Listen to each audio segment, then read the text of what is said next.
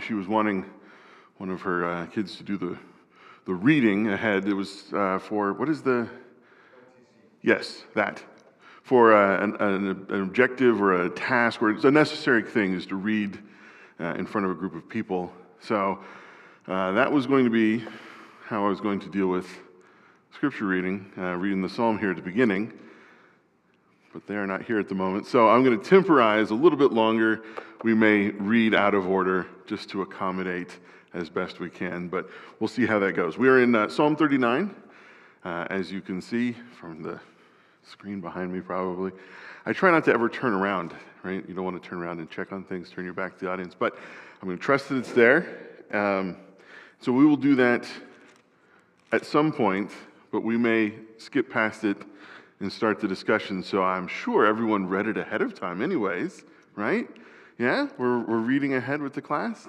Anyways, we'll talk a bit about it, and then we may read it out of order. But before we do any of those things, before we get started at all, we'll go ahead and have a word of prayer, and then we'll jump into things. So if you would pray with me, please. Father in heaven, we thank you for this day. We are grateful indeed for the world that you have made, for the variety that it has, the things in it that we enjoy, and the delights of the life that you have given us, Father. We ask that you would watch over us, care for us, and bless us as you have always done, to continue doing so. We are grateful that you have given to us your word, that we can read from it, that we can understand you better than we do, and read the revelation about yourself. We ask that you would be with us at this time, that we may better learn what you would have us do with our lives, how we can lead lives that follow your will. We are thankful, as we say, for all the things that you have done and given us, but we are most thankful and most grateful for the gift of your Son and the salvation that he brings. And we pray all these things in your Son, Jesus' name. All right. So as I say, I was going to wait for someone to do the reading here. So we're gonna run past it. I hope everybody has already read it, because the first question, as it always is, what is this psalm about? Did anybody, see? Oh, catching you off guard now, aren't I? Yeah. All right. Yeah, there is a great deal of keeping the mouth shut. Yeah. But then there's a bit of a shift. If we were to assign less of a specificity, right, of being silent or something like that, generally, what topic does this cover? Is this a psalm of praise? Is this a psalm of lament?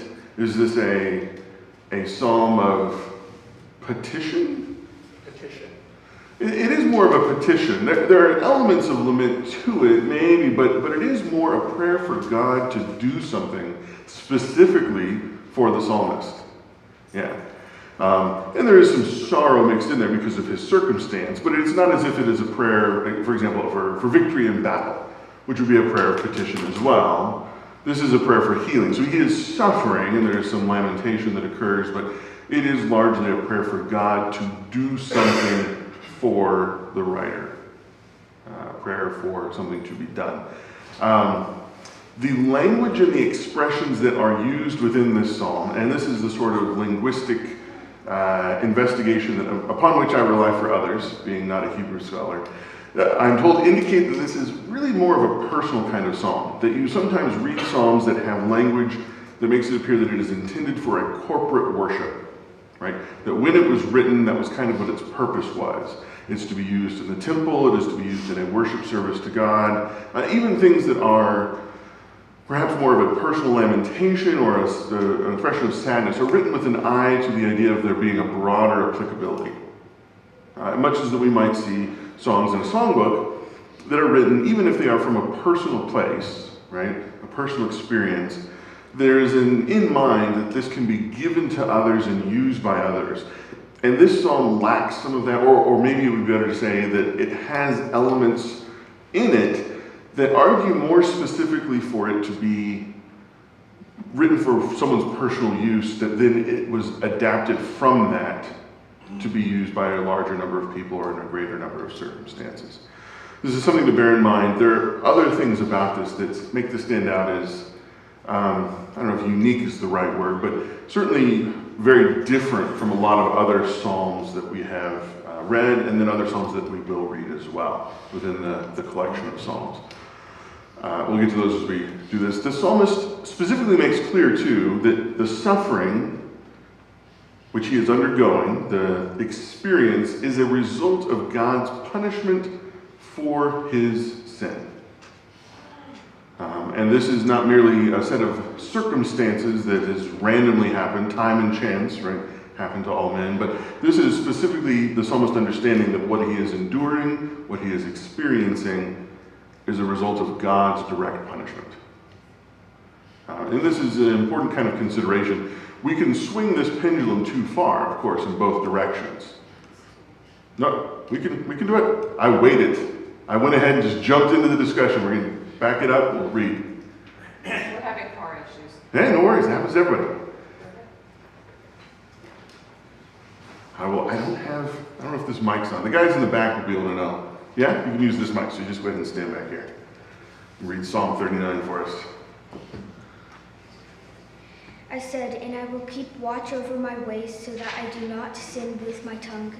I will keep watch over my mouth as with a muzzle while the wicked are in my presence. I was mute and silent. I refused to say even something good. And my pain was stirred up. My heart was hot within me. While I was musing, the fire burned.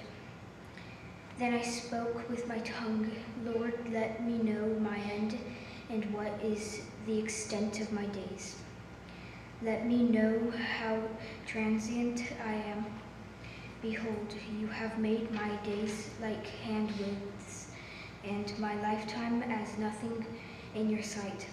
Certainly all mankind standing is a mere breath.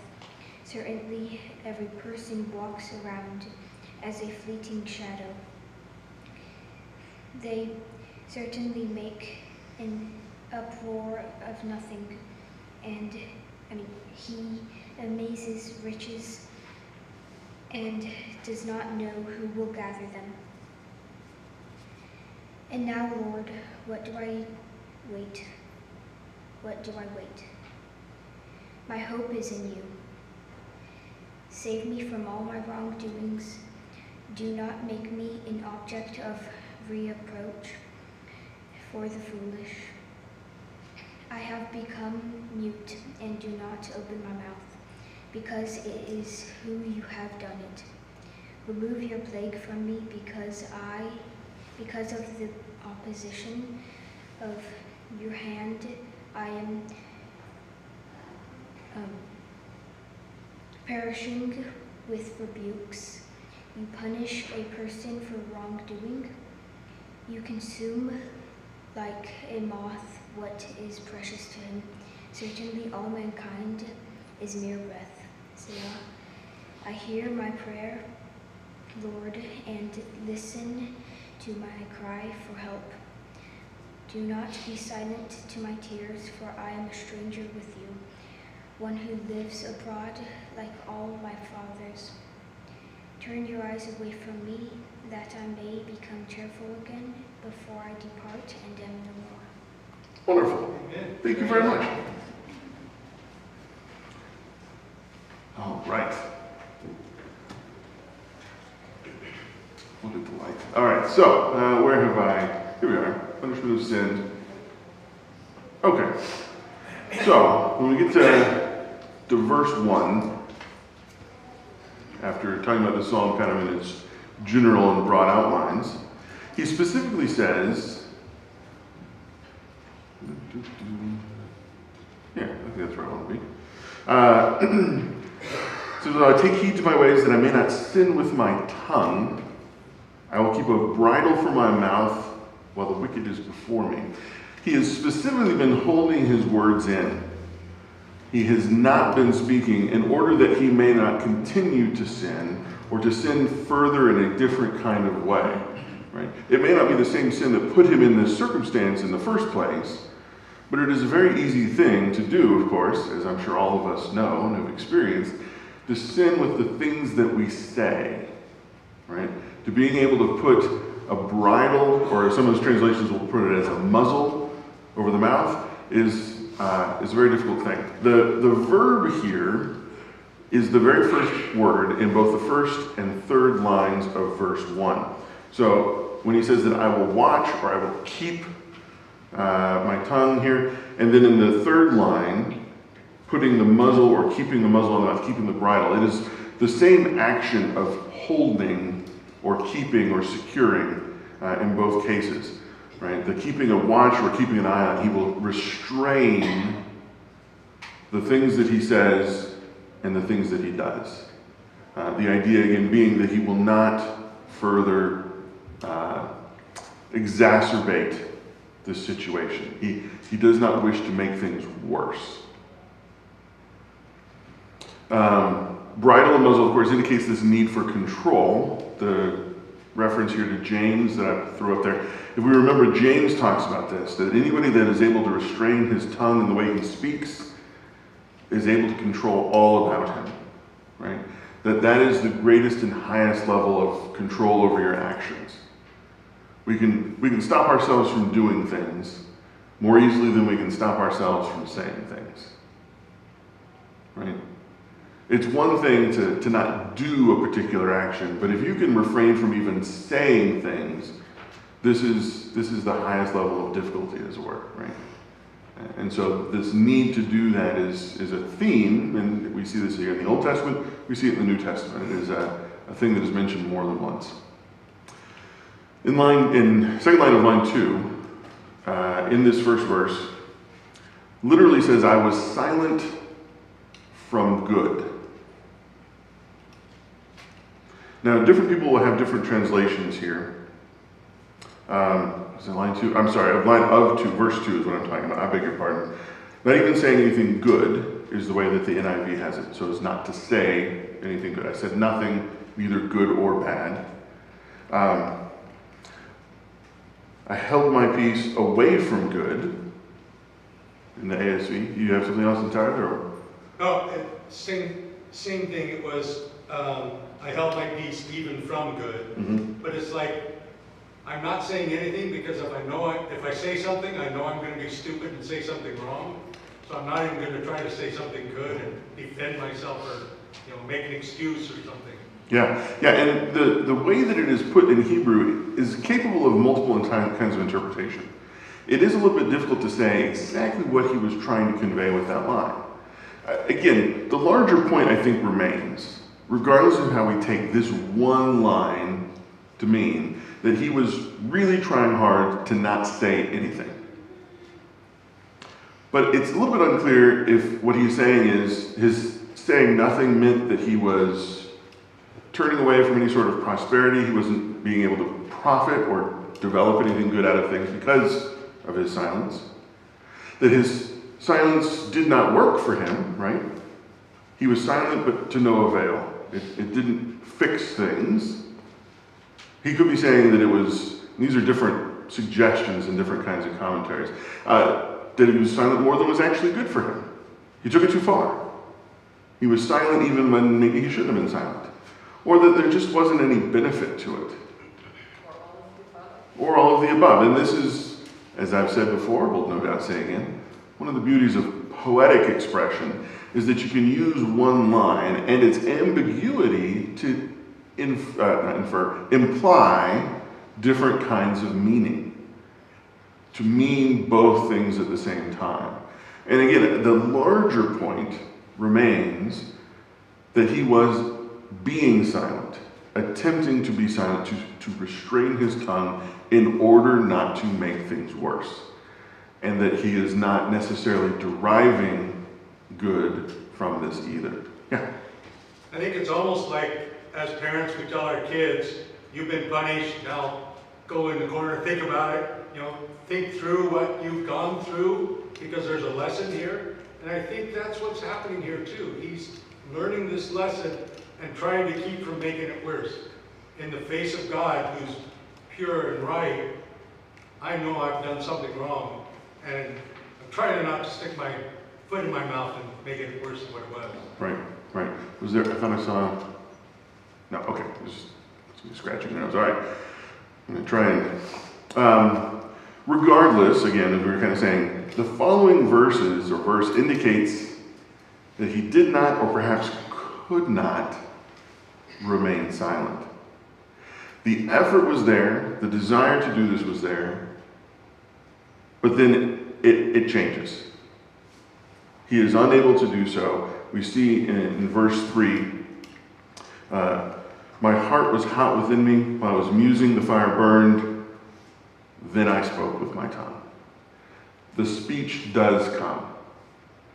He is unable to remain silent indefinitely. The verse seems to indicate that while he was musing, thinking, while he was contemplating this, whatever he was experiencing became more painful. Right? We see that it speaks of the fire burning. His heart was hot. His experience does not abate.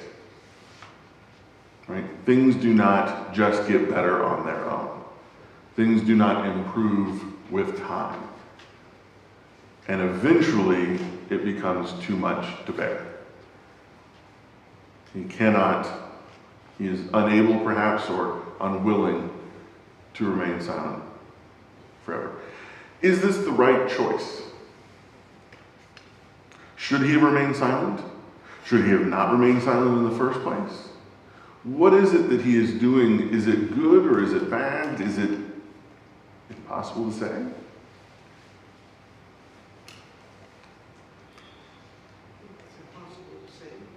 It's impossible to say? Well, why would that be? We don't know what's behind it. Is it something righteous that he's speaking out for? Or... Yeah, we certainly don't have all the facts. Right? Even if we read through the whole thing, we're not told exactly what he's done or exactly what he's experiencing. We get indications about the nature of it or the degree to which he suffers, but we are short on specifics. As a more general principle, then, is there something to be applied from his choices, his actions, about silence versus speaking? Is there a rule of thumb that we can just kind of apply to most situations? When he talks about how short his life is, it seems as though what he's saying is that my words aren't that important anyway. Okay. Certainly the degree to which, or the time that we live, is really not that long in the grand scheme of things. Yeah. Well, Mike's pointing out back in verse 1, the last part of that says, while the wicked is still before me. So the occasion or the reason maybe he's so hot about it is because there's still the accusation or still something being thrown in his face. It's still going on. Yeah, this is an important point, which does come up later as well, where he talks about not wanting to be a reproach for the foolish in a later verse. And speaking of it here, it does appear that he is concerned about the effect he will have on others. There is a significant portion of this that he is concerned with how he will appear, what his situation will seem like to other people, specifically those who are in opposition to God. Yeah, and that's an important element of his consideration. I think that what we can kind of draw from this in a general rule of thumb kind of way is that we do have to be careful about what we say, but that when he is speaking, it's important to note that he speaks to God. God is the one person who will never misunderstand us, because he doesn't merely hear our words, but he sees our hearts and knows our intentions as well. Right? That it is possible for any of us in this room to misconstrue the words written on the page by the psalmist, for us to misunderstand the thrust of his argument or what he means. We could have done it multiple times already in just the first couple of verses. It's possible. But God did not. God does not misunderstand what he is trying to say, what he means. The ambiguity in these verses and some of these lines is nothing to God. He sees the heart of the person writing or speaking and understands. And we can be assured that when we bring our problems to God, that he will similarly understand us. Yes, sir? So is there an element of selfishness here? Self-protection? I'm not sure I understand your an element of selfishness in the way that he is speaking, or? In the way he's self-protecting. Okay, possibly, that it is concern for what may happen to him if he was to speak on in front of others. It's certainly possible. I think that the way that the psalm is, the language in which it is couched, the charitable interpretation is to say that he was concerned with doing what was right, not being reproached as a way of bringing an affront to God or giving people a reason to disbelieve God or to put down his belief in God, right? The Jewish, the Hebrew religion that he was a part of, right? But it's a useful thing for any of us to think about, right? Am I doing what I'm doing for myself, or is it really for God, right? Do I not want to be embarrassed because of how it will reflect on my belief in Christ? You know, will he become ridiculed by other people because of things I say and do? Or am I really more worried about whether I will be ridiculed? It's a difficult question to answer without being able to see into the heart of the person involved. Yeah, but it is a moment or an occasion for us to be self-reflective, I think, certainly. Yeah. And another element of this seems to be that this person is comparing his own value of God or right or wrong to God's. He says, man is just all vanity. So in verse 11, even if the best of mankind, as kind of the expression, the best that there is vanity, and he's compared that to God. So it's like, wow, he really understands, or he's, I think, thinking through the process of coming to terms with what he did versus the justice or the righteousness God's showing him. Yeah, it's interesting. Hopefully we can get there here. But the discussion that he has about vanity is both related to that, but I think also to the suffering that he is in and the place that brings him. The end of verse 4, this kind of transitions into the middle section of the psalm a little bit. Literally says, "Let me know how I cease." So this will be translated in a lot of places as speaking of frailty or how transitory or fleeting life is. The idea here being is that he is praying to God, and as he is speaking to God, he is contemplating his own insignificance and the short duration of life relative to the eternity of God. And this is a place where this psalm really starts to partake of a lot of the language of Ecclesiastes, right? That we see the same word used, translated vanity or breath or vapor or smoke, this idea of insubstantiality used here multiple times, as well as it is multiple times in Ecclesiastes, speaking of the futility of men's endeavors and the short duration of their life. And what it appears in conjunction with some of these other verses that surround it in Psalm 39, that the suffering that he has experienced, he believes, is bringing him to the point of death. That he has reached a point where he is going to die, and when we face or confront our own mortality, one of the kind of common threads that we see in many different people's reflections on this is the short nature of life. How brief and how insubstantial everything really is. One of my favorite images for this comes from, I think it's from Norse writing, where they talk about what life is like, and they compare it to a bird flying through the hall, right? So you have the classic hall with the fire in the middle, and it's dark outside. And for them, particularly in a culture that has come out of, kind of pagan, on a pagan basis, there is darkness, that which is unknown before you were born. Where do we come from? What is the origin of things? And you pass into the light inside this hall. This is the life that we lead. And there's just this fleeting moment before you disappear in the darkness on the other side. Right? So this was their image, right? You see in biblical text, the image of grass or things that are burned up, right? Here today, gone tomorrow in terms of what's growing and stuff. But I also really like that other image as well. But we see this kind of as a universal phenomenon, that when people confront mortality, the briefness of it is a big, big factor of what this is. And that appears to be what happens to the psalmist. As he suffers, as he feels himself approaching death, he begins to contemplate the briefness of this life. The plural for handbreadths here, which speaks about the life, it's actually used as a plural. The NIV has it as a singular, but it is a plural. It's a word, though, that makes it just several. It's not many, it's 3 or 4, just a few. You only have a few spans of the hand, which is, again, one of those kind of ancient measurements that's imprecise. But basically, it was a measurement of about 3 to 4 inches, just the width of one hand. And he says that's how long life is. He doesn't compare it to the cubit, which is, right, the forearm and the fingers. He's talking, it's just a few handbreadths.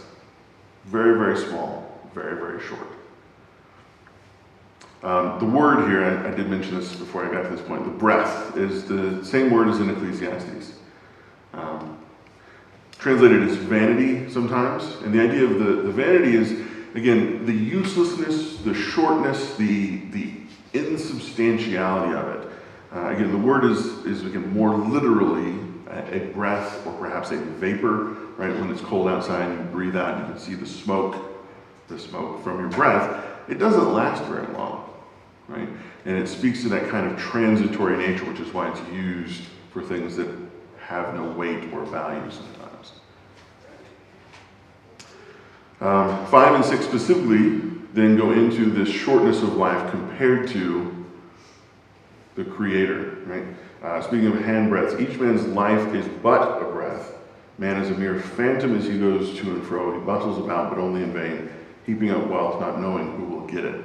The word here for shadow is also the same one used as image in Genesis, in a different context, saying that God made man in his own image. Why would it be used here and translated as shadow or a phantom in verse 6? How do we understand what that is supposed to mean? Shadows and phantoms have no substance. Okay, but why would the same word then be used of God creating us as he is, right, in his image? There seems to be a bit of a... You were going to... I was just going to say, so the image of God, we don't actually see God, but we imagine him with a substantial image or presence, and we're only the shadow of the real thing. So only the dark image of what is real. Yeah, I think that is kind of the connection there, that we are in some way representative, or maybe the life that we have, who we are. You can recognize the spark of the divine, if you will, right? That we are made by God to have life. But when we are compared to the real thing, our insubstantiality, our degree of separation from what is truly real, who God is stark and immense. Right? Shadows, or just simply insubstantial copies or representations of the true reality of God. And the psalmist speaks about that here, that we imagine ourselves in some degree of having reality, of having solidity, but everything that we are and everything that we do is transitory and fleeting. When you compare our lives, our beings, to God, our Creator, the difference is so immense as to, again, the metaphor here probably doesn't fully capture it. We're shadows walking around. Yeah? You used shadow, and what was the other word that you used though? Well, image is how it's translated frequently in Genesis. The NIV uses phantom here in 39. Mm-hmm. And when you said phantom, it brings to mind something that you know is there, but you can't grasp it. Mm-hmm. Yeah, again, the insubstantial nature of our being. It's a thought more than it is a reality. Yeah, we are real. We do exist. Right? I don't want to argue that we are in some way not truly real and existing. But the nature of our existence is still extremely limited and different and beneath the real existence of who God is. Yeah. Another kind of reference, in some sense, to Ecclesiastes, he speaks of people working and accumulating things. He bustles about, but only in vain, heaping up wealth, not knowing who will get it. Right? He lays up things and does not know who shall gather them. Ecclesiastes talks about this in chapter 5. Right? The connections between this psalm and that particular piece of the wisdom literature is very strong. It talks about people make money, they accumulate possessions, but he says it's vanity because you don't know what anybody who comes after you is going to do with them. You have very little control. Right? You have stuff, and you leave it to your kids. And he says, in Ecclesiastes, you don't know what they're going to do. Are they going to waste it? Are they just going to throw it away? Will anyone else value what you have accumulated? You don't know. You can't affect it. Right? And in the same way, the psalmist here is reiterating or talking about that very same idea. Right? We are temporary beings in this world. And the things that we do will not, right, the physical things that we do and the physical things that we own will not endure. Right? What endures? The spiritual matters are the only ones that endure. The physical matters will not. So then in 7, we have a shift to the pleading, the petition element of this psalm. He speaks of waiting for God. Let me find the... Now what do I wait for, Lord? My hope is in you. He is hoping and praying here to God for a change. He needs God's help. He is dependent on God, and he begins his petition asking God to do something. He asks for forgiveness in verse 8. And this is at the point at which it becomes clear that he believes he is suffering as a result of his own actions. Deliver me from all my transgressions. He goes on to make it clearer, too, that the transgressions that he has committed are what caused this suffering. But this is the point at which he asks forgiveness. Delivering him from his transgressions implies deliverance from the results of them, this suffering he is enduring as a punishment for his transgressions. And to be delivered from that is to be forgiven. If God is punishing him justly for what he has done, and how would God punish otherwise but justly, then for him to cease this discipline, this punishment, is for God to forgive him for what he has done. So in a very short, succinct phrase, he asks God to forgive him and to relieve him of his suffering. Deliver me from my transgressions. But then he asks, make me not the reproach of the foolish. What does that mean? We talked about this a little bit a few minutes ago, but the words don't really say it, but I think the idea is don't act in such a way that the foolish people will think, see, that works, that's okay. Okay. So it is, don't give them an occasion to, in some sense, triumph over you or to gloat about what is going on. I thought I heard, is there someone else, or I don't want to cut anybody? Okay. It's important to remember, of course, and this is something that I need constant reminders for when I read through the scriptures, is that foolish here doesn't just mean dumb. Foolish in the Bible is not about lacking wisdom, well, at least not in the way that we would think about it in the English language. It means morally deficient, right? that you are opposed to God, you don't do what's right, and that is what makes you foolish. So it's not just, don't let dumb people say things about me. It's, don't let the wicked people who oppose you, God, have a reason to triumph or to crow over me. And I think that this is one of those elements that makes it then a little different from thinking about it in a purely selfish kind of way, right? Which is something that we do need to guard against, but that we can, I think, infer or to assume that he is doing this not just for himself, but also for the greater glory of God. Because the foolish carries with it inherently the idea of opposition to God. And so his prayer is, God, do not let me be a reason for them to rebuke or to think that they have triumphed over you. They would not have. God is sovereign and cannot be defeated. But we don't want to be a reason for people to further entrench themselves in opposition to him. Do not let me be a reason for people to continue in their foolish belief, to feel justified in their foolish opposition to you. He doesn't want to become a public spectacle that is detrimental to the kingdom of God in some way.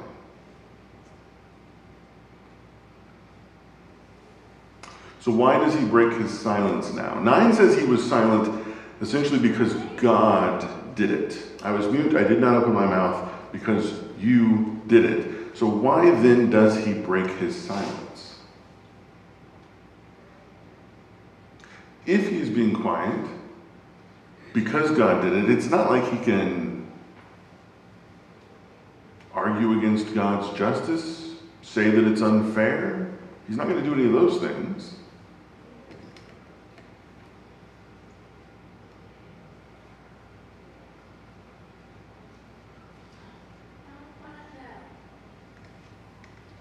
Because he's had time to contemplate things enough that he feels it's appropriate to say something. Okay. He could have contemplated for a while in silence because God did it, and now he believes it is the time to speak appropriately. Certainly, yeah. There's another possibility. That's one of the two big possibilities that I see. There's that one and one other one. God was silent. I think that we can kind of take that as a little bit of a given, that God is silent and that he has punished him, but then that continues and he has not been relieved or felt relief to this point. But he would break his silence, I think. The other reason, I think, is that he can simply endure it no longer. Right? We cannot endure things forever. We all have a point at which we break. But the beauty of our relationship to God is that God has agreed, we read this in Corinthians, specifically when it refers to the sin and the temptation in our lives, the temptation to sin or the pressures of the world, that we will always have an escape and that God will not make us endure more than we can bear.